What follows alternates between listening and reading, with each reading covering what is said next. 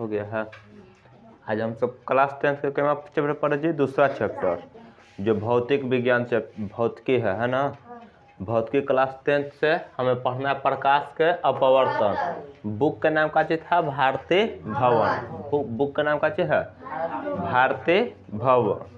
अब हम सब के प्रकाश के पहला टॉपिक आया कि प्रकाश के अपवर्तन किसे कहते हैं। प्रकाश के अपवर्तन किसे कहते हैं, अपवर्तन किसे कहते हैं, यह ना आएगा जी कि अपवर्तन किसे कहते हैं। टॉपिक में सबसे पहला कि प्रकाश के अपवर्तन किसे कहते हैं। तो जब किसी वस्तु कोई चीज कर सीधे पार कर जाए, कोई चीज के कैसे कर जाए, पार कर जाए, उसे हम प्रकाश के अपवर्तन करते हैं। लेकिन अपने दिशा में भी परिवर्तन हो जाएगा। अपने दिशा में कोई भी वस्तु कोई चीज़ के, मान लो कि वस्तु है और कोई आ रहा है, प्रकाश का किरण आ रहा है, इसे कैसे कर जाएगा, पार कर जाएगा। लेकिन अपने पथ और दिशा में परिवर्तन हो जाएगा, पथ और दिशा में परिवर्तन कर जाएगा, उसी को कैसे कहेंगे, प्रकाश के अपवर्तन। बुक में कहा दिया गया जब किसी वस्तु का प्रकाश पूरी तरह से पार कर जाए, पूरी तरह से पार कर जाए, अपनी चाल और दिशा में परिवर्तन हो जाए। अपन चाल में भी कोई चीज़ में हेलेंगे तो चाल में भी कमी होगा और दिशा तो चेंज होगा ना, कि जा रहे हैं सोझ है तनी मुनी मुड़ जाएंगे, चाहे उन्ने हो जाए चाहे इन्ने हो जाएगा ना जी। तो चाल और दिशा दोनों में परिवर्तन हो जाए, उसी को क्या कर देंगे, प्रकाश के अपवर्तन कहते हैं, प्रकाश के अपवर्तन। अब अपवर्तन का बहुत सारा एग्जाम्पल भी है। अब पानी में रखा हुआ सिक्का ऊपर की ओर उठा नजर आता है। पानी में रखा हुआ सिक्का कैसे नजर आता है, ऊपर की ओर उठा हुआ नजर आता है। पानी में रखा हुआ सिक्का कैसा नजर आता है, ऊपर की ओर उठा हुआ नजर आता है ना। पानी में ऐसी रस में भी डाला रहता है, रसगुल्ला ये सब, तो बड़ा नजर आता है ना। सिक्का भी डालल है तो मोटा नजर आएगा ना। अगर कोई गिलास में पानी लेकर अगर पेंसिल को डालेंगे तो मोटा नजर आएगा और टेढ़ा नजर आएगा, लगेगा कि वहाँ से टूटा हुआ है, ऐसा नजर आएगा ना। तो ये सब एग्जाम्पल है, प्रकाश के अपवर्तन का एग्जाम्पल है। अब दिए आगे पढ़ना हम सबके कि प्रकाश के चाल पढ़ना है, प्रकाश के चाल। अगला टॉपिक क्या चाहिए, प्रकाश के चाल, प्रकाश के चाल। प्रकाश का चाल है जो हर एक माध्यम में जैसन जगह पर प्रकाश जाएगा उसन जगह पर प्रकाश अलग अलग ढंग से चलेगा कि नहीं। तो प्रकाश का डिफिनेशन, प्रकाश का चाल, विभिन्न माध्यमों में प्रकाश का चाल भिन्न होता है। विभिन्न माध्यमों में प्रकाश का चाल भिन्न होता है। विभिन्न माध्यमों में प्रकाश का चाल कैसे होता है, भिन्न होता है। जैसे में आगे देखते हैं निर्वात या शून्य में, निर्वात या शून्य में प्रकाश का चाल 3 लाख किलोमीटर पर सेकंड होता है। 3 लाख किलोमीटर प्रति सेकंड होता है। 1 सेकंड में 3 लाख किलोमीटर पर सेकंड। कौन में चला, निर्वात या शून्य में, जहाँ हवा हुआ नहीं हो, ये ना जी। हल्का फुल्का हवा भी है तो स्पीड उतने रहेगा, उसको मान लिया जाता है। तो निर्वात या शून्य में प्रकाश का चाल करता है 3 लाख किलोमीटर पर सेकेंड। अब पानी में प्रकाश का चाल 2,25,000 किलोमीटर पर सेकेंड। पानी में प्रकाश का चाल करता है 2,25,000 किलोमीटर पर सेकेंड। आगे है कि कांच में प्रकाश का चाल, कांच में तो 2 लाख किलोमीटर पर सेकेंड। कांच में कहता होगा 2 लाख किलोमीटर पर सेकेंड, ये ना जी। तो हम सब अभी तक कहता है प्रकाश का अपवर्तन किसे कहते हैं। प्रकाश का अपवर्तन उसे कहते हैं जो किसी वस्तु को पार कर जाए लेकिन अपनी चाल और दिशा दोनों में परिवर्तन हो जाए, उसी को कहते हैं प्रकाश के अपवर्तन कहते हैं, ना। प्रकाश के अपवर्तन के बहुत सारा एग्जाम्पल था कि पानी में डाला हुआ पेंसिल मोटा नजर आएगा और टेढ़ा नजर आएगा ना जी।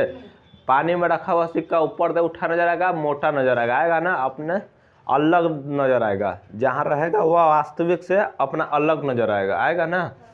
अब है जी प्रकाश का चाल। विभिन्न माध्यमों में प्रकाश का चाल भिन्न होता है। विभिन्न माध्यमों में प्रकाश का चाल, निर्वात या शून्य में प्रकाश का चाल 3 लाख किलोमीटर पर सेकंड होता है। निर्वात या शून्य में प्रकाश का चाल 3 लाख किलोमीटर पर सेकंड होता है। वह पानी में प्रकाश का चाल 2,25,000 किलोमीटर पर सेकंड होता है। 2,25,000 किलोमीटर पर सेकंड होता है। आगे वह दिया गया है कांच में प्रकाश का चाल 2 लाख किलोमीटर पर सेकंड। यह तन है जे प्रकाश का चाल में तब चल गया। अब ऐसा नोट पॉइंट में दिया जाएगा कि वायु के अपेक्षा पानी सघन माध्यम है। वायु के अपेक्षा पानी सघन माध्यम है, लेकिन पानी के अपेक्षा वायु विरल माध्यम है। विरल माध्यम कब होगा? जिसका प्रकाश चाल अधिक होगा वो विरल माध्यम, जिसका प्रकाश चाल कम होगा वो सघन माध्यम। जिसका प्रकाश का चाल अधिक होगा जिसमें वो विरल माध्यम, जिसमें प्रकाश का चाल धीमी यानी कम हो जाएगा वो कैसे हो जाएगा? सघन माध्यम। अब डिपेंड करेगा किसका प्रकाश का चाल अधिक स्पीड से चल रहा है किसमें, और किसमें प्रकाश का चाल कम गति से चल रहा है ना जे, तो उससे डिपेंड किया जाएगा कौन सघन माध्यम है कौन विरल माध्यम है। आगे की ओर हम सब देखते हैं कि ऐसा बॉक्स के तरफ हम सब बढ़ते हैं। ये कांच है ना कांच। तो अब हम इसमें ऊपर वाला में वायु है, काचे है वायु, और ई वाला कांच है, ये काचे है कांच है ना। तो मतलब ऊपर वाला वायु सब उन्हें का चीज चल रहा है? हवा, वायु है ना, वायु। अब वायु में प्रकाश का चाल अभी पर 3 लाख किलोमीटर पर सेकंड। कांच है, कांच में प्रकाश का चाल 2 लाख किलोमीटर पर सेकंड हो गया ना। तो जिसमें प्रकाश का चाल अधिक होगा वो विरल माध्यम होगा, जिसमें प्रकाश का चाल कम होगा वो कैसे होगा? जो सघन माध्यम। कैसे होगा? सघन माध्यम। तो ये बतलाव हो कि ई वाला है का चीज सघन माध्यम, ई वाला कैसे हो जाएगा? सघन माध्यम, सघन माध्यम। और वायु वाला कैसे हो जाएगा? विरल माध्यम। कैसे हो जाएगा? विरल माध्यम।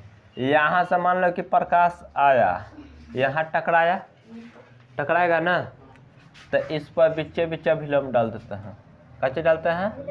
अभिलंब। तो ये जाएगा तो अपने चाल और दिशा दोनों में परिवर्तन करेगा ना, चाल भी कम हो जाएगा, काहे कि कठोर में है जा रहा है ना, तो चाल में भी कमी कर देगा ना।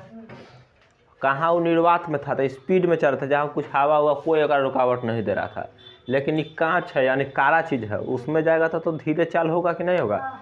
चाल में भी कमी होगा और यह अभिलंब की ओर झुक जाएगा। कैसे जगह? अभिलंब की ओर। इसको जाना चाहिए था सीधे, लेकिन सीधे नहीं गया ना गया।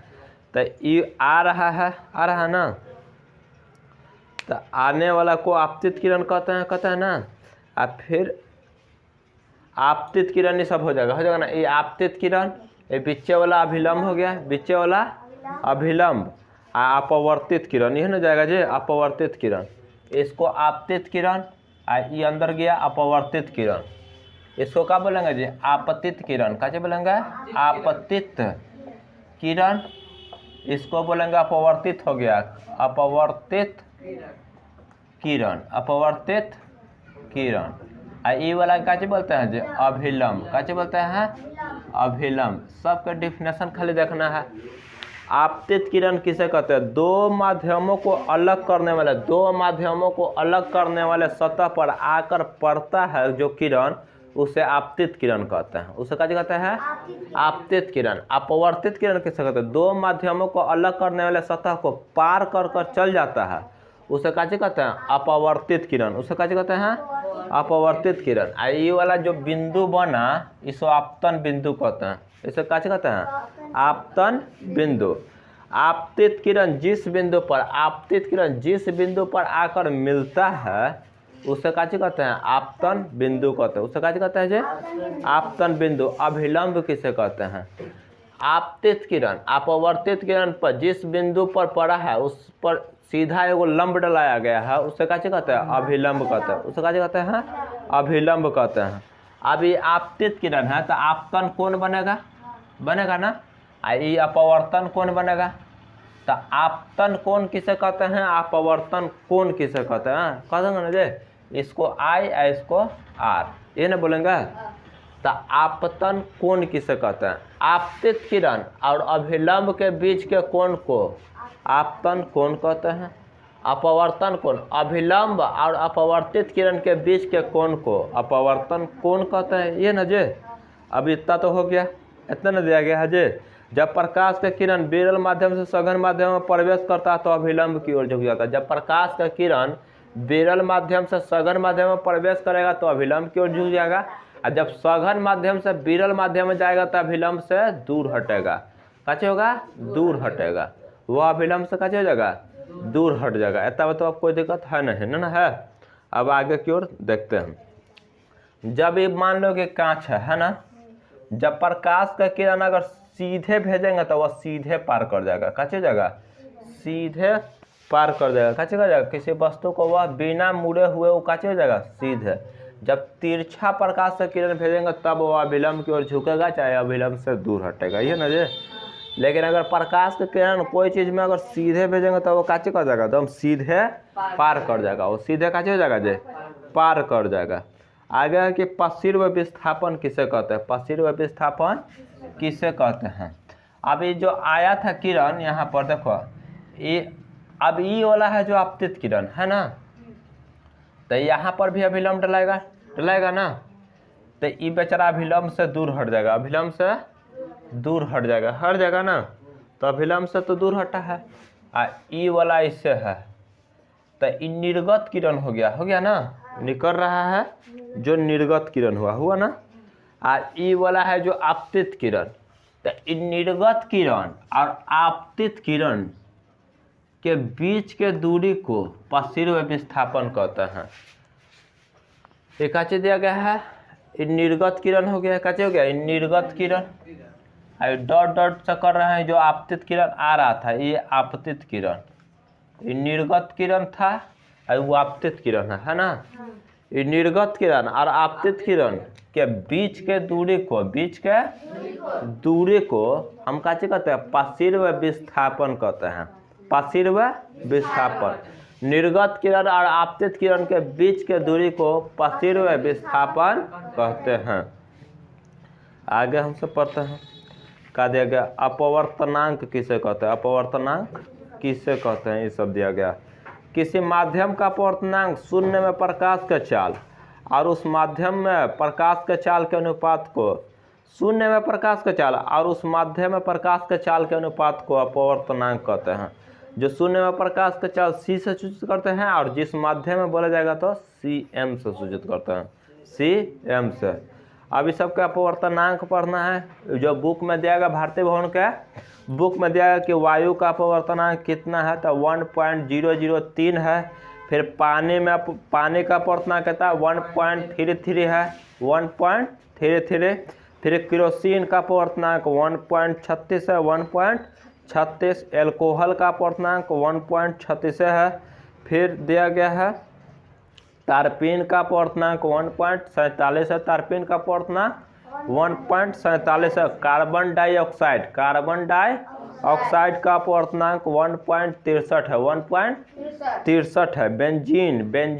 बेंजीन का सूत्र होता है C6H6, जिसका अपवर्तनांक होता है 1.50, यानी 1.5 बोल सकते हैं। क्या जी बोल सकते हैं? 1.5। बेंजीन का अपवर्तनांक 1.5 भी बोल सकते हैं। बर्फ का अपवर्तनांक 1.46, बर्फ का अपवर्तनांक 1.46।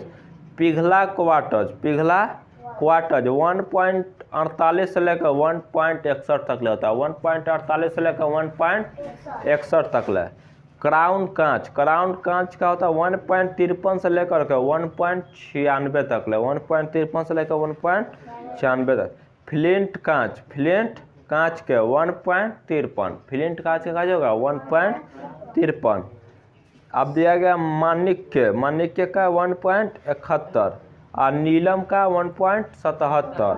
और फिर दिया सेंधा नमक के 1.54 है। हीरा का अपवर्तनांक एग्जाम में बहुत बार पूछा है कि सबसे ज्यादा अपवर्तनांक किसका होता है, तो हीरा का होता है। कितना होता है? तो 2.42। ये एग्जाम में बहुत बार ऑब्जेक्टिव भी पूछा है, सब्जेक्टिव भी पूछा है, ठीक ना। अब दिया गया अपेक्षिक अपवर्तनांक किसे कहते हैं? अपेक्षिक अपवर्तनांक किसे कहते हैं? दो माध्यमों को निरपेक्ष अपवर्तनांक के अनुपात को अपेक्षिक अपवर्तनांक कहते हैं। दो माध्यमों को निरपेक्ष अपवर्तनांक को अपेक्षिक अपवर्तनांक कहते हैं। अपवर्तन परावर्तन चैप्टर में पढ़ा था। परावर्तन का कितने नियम है जी? 2 गो नियम है। परावर्तन का क्या गो नियम है? 2 गो नियम है। तो उसी प्रकार अपवर्तन का कितने नियम है? 2 नियम। आपतित किरण आपतन बिंदु पर अभिलंब और आपतित किरण तीनों एक ही समतल पर होता है। तीनों का होता है एक ही समतल पर। दूसरा, आपतन कोण की ज्या अपवर्तन कोण की ज्या का अनुपात का होता है बराबर होता है। दोनों का होता है नियतांक बोल सकते हैं। क्या बोलता है? अपवर्तन का दूसरा नियम को स्नेल का नियम बोलते हैं। अपवर्तन का दूसरा नियम क्या बोलते हैं? स्नेल का नियम बोलते हैं। क्या बोलते हैं? स्नेल का नियम। अपवर्तन के दूसरे नियम को क्या बोलते हैं? स्नेल का नियम। स्नेल का नियम बराबर होता है साइन आई बटे साइन आर। साइन आई बटे क्या होता है? साइन आर होता है। साइन आई बटे साइन आर होता है। कोई दिक्कत अगला में ना है? ये भी ऑब्जेक्टिव में पूछा है, ठीक ना। अपवर्तनांक बराबर सीधे पूछ देगा साइन आई बटे साइन आर बोल सकते हैं ना। चाहे स्नेल का नियम का चाहे साइन आई बटे साइन आर याद रख ले रहना, क्योंकि ऑब्जेक्टिव बहुत बार पूछा। अब प्रिज्म के बारे में कुछ जानते हैं? प्रिज्म के बारे में किसके बारे में जानते हैं जी? प्रिज्म के बारे में कुछ जानकारी ले लेते हैं कि प्रिज्म क्या है।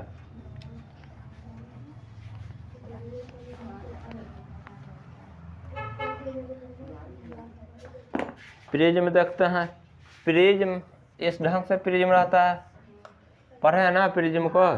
तो प्रिज्म में भी प्रकाश का किरण ऐसे जाएगा, ऐसे टकराएगा और ऐसे निकल जाएगा ना। तो इसमें भी देखो इस ढंग से ऐसे अभिलंब पड़ेगा ना। इसमें भी इस ढंग से अभिलंब पड़ेगा ना। अगर यहाँ से अगर ऐसे देखल जाएगा तो प्रकाश का किरण ऐसे निकलेगा, और यहाँ से अगर ऐसे देखेंगे तो ऐसे निकलेगा ना।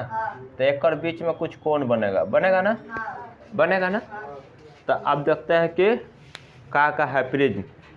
किसी कोण पर झुके हुए समतल दर्पण के पृष्ठ के बीच किसी पारदर्शक माध्यम को क्या कहते हैं? प्रिज्म कहते हैं। किसी पारदर्शक माध्यम को प्रिज्म कहते हैं। प्रिज्म कितने सतहों से घिरा था? 5 सतहों से। ये ऑब्जेक्टिव में पूछेगा प्रिज्म कितने सतहों से झुका हुआ। अब प्रिज्म किसी समतल दर्पण के सतहों पर किसी कोण पर झुका था। हर एक कोण पर झुका रहेगा। क्या रहेगा? हर एक सतह कोण पर झुका रहेगा, उसी को क्या कहते हैं? प्रिज्म कहते हैं। प्रिज्म के कितने सतह होते हैं? तो 5 सतह होता है। हर एक कोना पर झुका रहेगा प्रिज्म, उसी को कोण पर बोलेंगे ना कि इतना डिग्री कोण पर झुका हुआ है, तो उसे प्रिज्म कहते हैं। प्रिज्म के 5 सतह। अब जाएगा कि विचलन कोण किसे कहते हैं? विचलन कोण आ रहा है तो आपतित किरण, ये अपवर्तित किरण, आई निकल गया तो निर्गत किरण, ये निकल गया तो निर्गत किरण हो गया।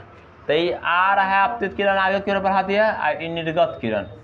एक बीच में जो कोण बनेगा अब है जो विचलन कोण किसे कहता है? आपतित किरण और निर्गत किरण। ये आपतित किरण और ये वाला है निर्गत किरण के बीच बने कोण को विचलन कोण कहते हैं। आपतित किरण और निर्गत किरण के बीच बने कोण को क्या कहते हैं जी? विचलन कोण कहते हैं। विचलन कोण कहते हैं।